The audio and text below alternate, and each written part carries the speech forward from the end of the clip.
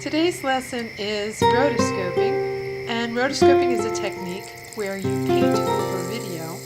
So I'm scrubbing through this video that I downloaded from archive.org called To Hear Your Banjo Play. It features Pete Seeger and the history of the banjo. The first thing I'm going to want to do is trim down the little area that I want to animate, and I'm going to work with this elder woman sitting near her log cabin. So to trim, I can go Command T, and this is using QuickTime Player on a Mac. You'd have to use a different utility on a PC. And I'm going to set my in and out points. So there she is, sitting at her log cabin. And I want to get my out points. And this has got a couple of issues. Well, first of all, let me get as close to this as I can. And I like kind of ending there. So I'm going to trim. So now that I've trimmed it, I can see that my trimmed length is 10 seconds long, which is still a little bit longer than I had wanted. So if I want to trim it again, I actually need to export it and save it. So I'm going to export it as trimmed to, save it out on my desktop, and now I'm going to open that movie. And I can see that I've got 10 seconds here trimmed. And I want to trim it again. So let's come in a little closer on this end. Maybe just a couple frames of her there. And then on this end, maybe not so many frames of her there. So now let's see. This will get it down to about 4 seconds. Let's check my in point is at 1.75, so my out should be at 4.75, and that will give me 3 seconds. There we go. And I'm going to trim again. So obviously you just trim it to the length that you need. And it's got a little bit of audio with it, which we're not going to worry about for our project. So I've got my trimmed movie. Let's export this again, which is essentially the same as saving it. And it's a movie format. And I'm going to name this one Banjo with the seconds that I've got. So I've got, let's say, 55 through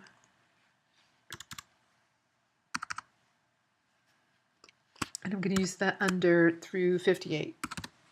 Just arbitrarily naming by numbers, which is what you'll be doing because we're doing this as a group project. All right, now I'm ready to go into Photoshop, which is where we're going to do our actual rotoscoping.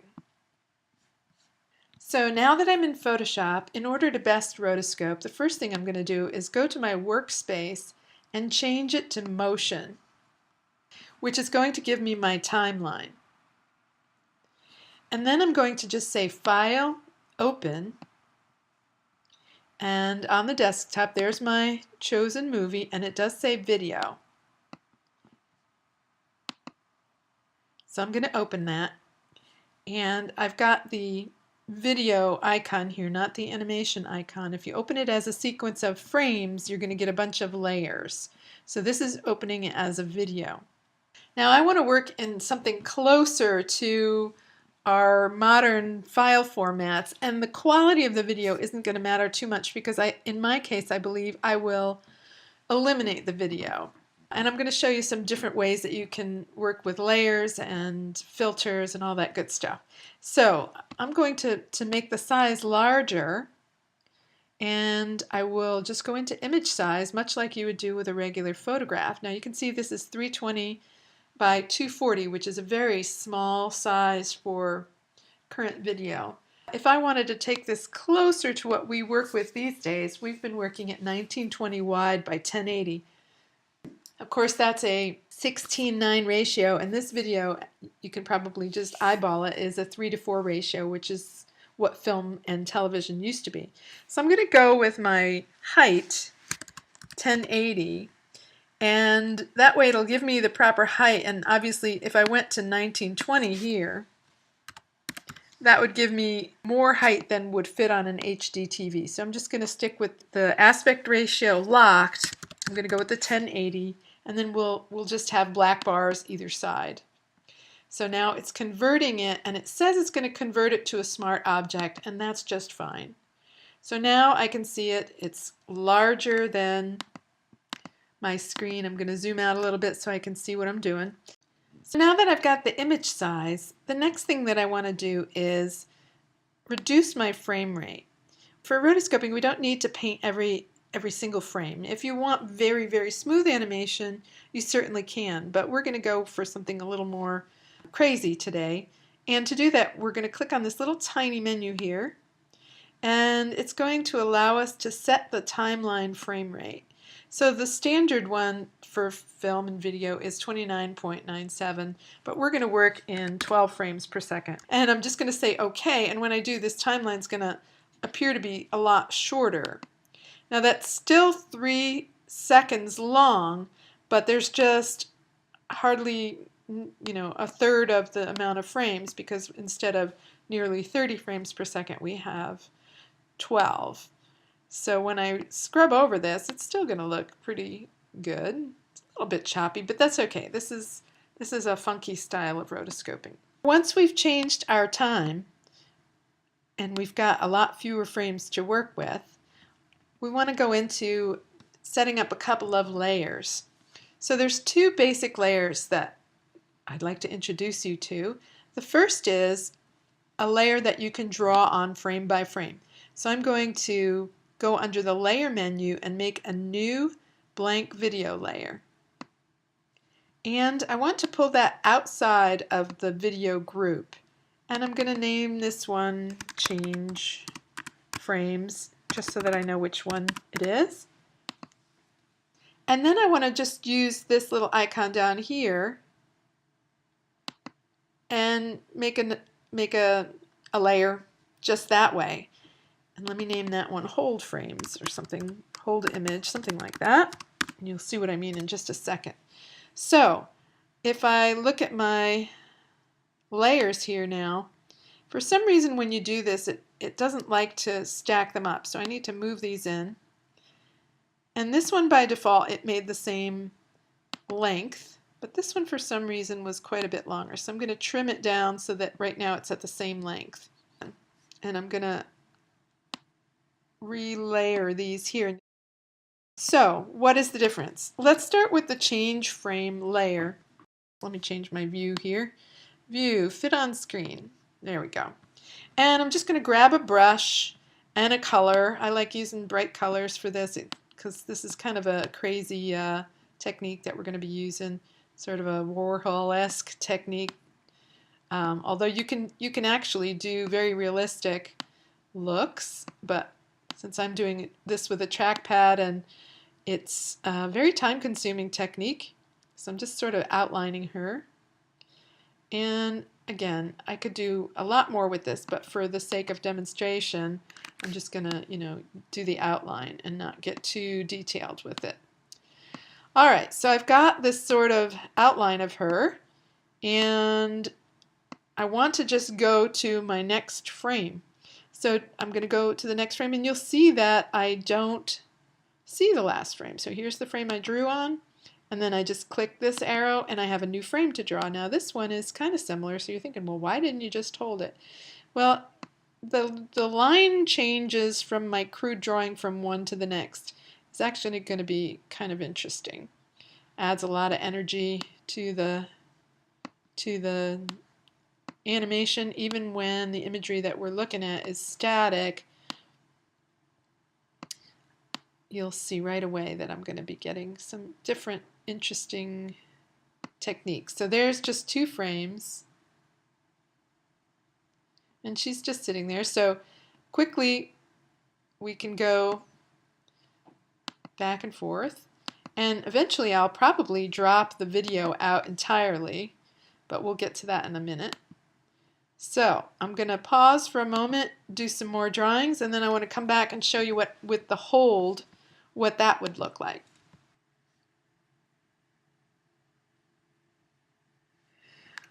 Alright, so to continue, I've drawn a few frames here now, enough to show you the continuing. And I wanted to also show you another technique within the drawing frame by frame, and that is onion skinning.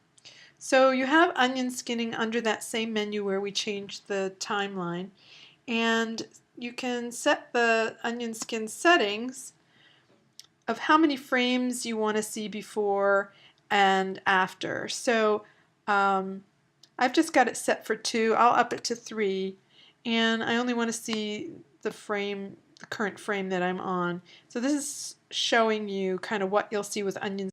Now mine is sort of a dark composition, so I'm saying screen. You can use multiply, but you can see what happens when I go to multiply. It's really hard to see.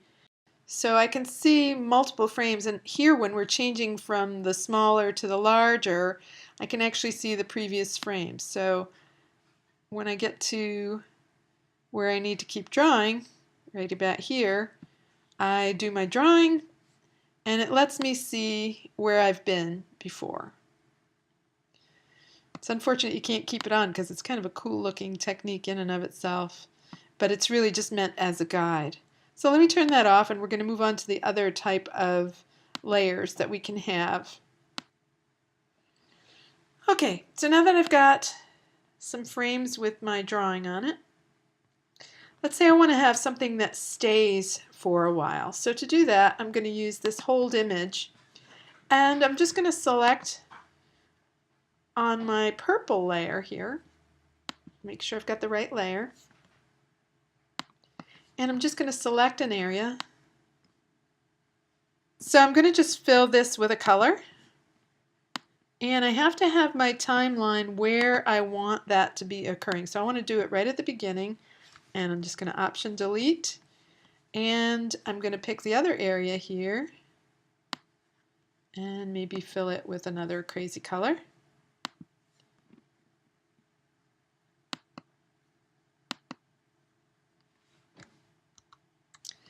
And I could keep it really like geometric like that, but I think what I'll do is make this layer so that you can see through to the video. So I'm just going to say multiply, and that's going to give me kind of those colors in the dark. Notice it does fill her in as well. And if I were to turn the video off, of course I would have just those flat colors. So here we've got that green color. It just happens to work out that that purple doesn't affect it. So as you can see, this hold image, as long as that layer is there, I will see those colors. And if I end it, as I've ended it here, the colors are no longer there. So you can continue to build multiple layers. I'm going to add one more video layer just for a moment. Remember, when I do the add video layer, I'm doing it as frame by frame. And I've got a blue color. And let's say I just want to do sort of her skin and hair, and so her hands and her face in this color. And again, I don't have to be, for this type of look, I'm being just real sort of loose. I can use the eraser, paint just the way you would paint with any Photoshop, and I'm going to put that underneath my line drawing and change that to screen. So when I did that, I did something goofy, so I don't see my lines anymore, but there you can see the screened blue color. Sure enough, this is jumped out here. I need to get it back underneath, and the reason it's jumping around like that is when you make new layers, it wants to put them in these groups. So I'm going to drag everything out of this group, make sure there's nothing in that group, and then I'm going to just delete it so that all I have really are layers without them being in groups. I'm sure at another time we can get into what the benefit of a group would be, but for now I just want to have my layers. And remember, you can change the layers here more easily than dragging the layers in the timeline, which can get you into some trouble. So okay, here's my lines. There they are, back synced up. And where did my color go? Here we go. So this is my newest layer, which has just added one frame of color. And again, if I want to keep going with that, I just click next arrow. I like that it sort of brings out some of the detail in her face again just by having it be a screen color. And this one I'll just do a little bit more because it's bigger here. And see her face here. So the last bit of layer that I wanted to share with you is doing effects on the video layer itself. I didn't initially think I wanted to keep the video in this, but once I saw the blend modes, I sort of like it. I'm not suggesting that you follow what I've done. I'm just trying to show you some possibilities.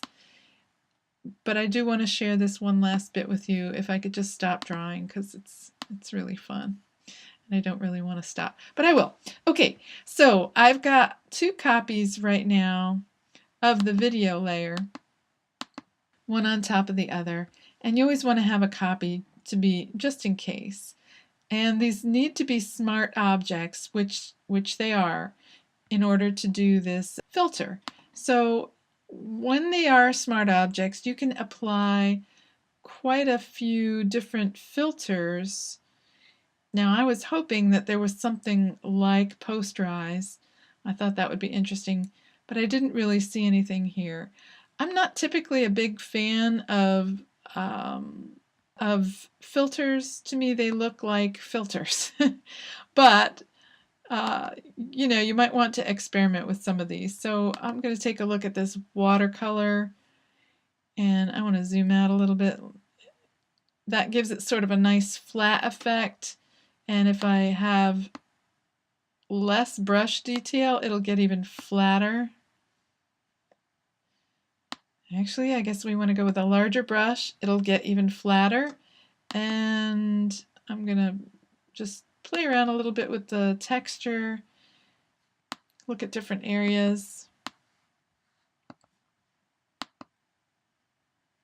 get it to where you like the look of it, or try some of the other filters and see how that looks. So let's see, that's the watercolor. We've also got these graphic pen stamp. Now that's kind of interesting. So let's see what we get with the light-dark balance. I think I'll go with a darker. And what you can do is combine the two. So I'm going to say OK on that. And now I've got very flat video. And I sort of like the look of that. That is quite abstract compared to the original video, but I think it's got a lot of charm to it. So I'm going to leave you with that. The 4 types of layers are the original video, a layer that you create from the layer menu, which will allow you to have frame by frame drawing, or a layer that you create just by clicking down here in the layer panel, which will allow you to create shapes that may hold for a period of time, and have some fun.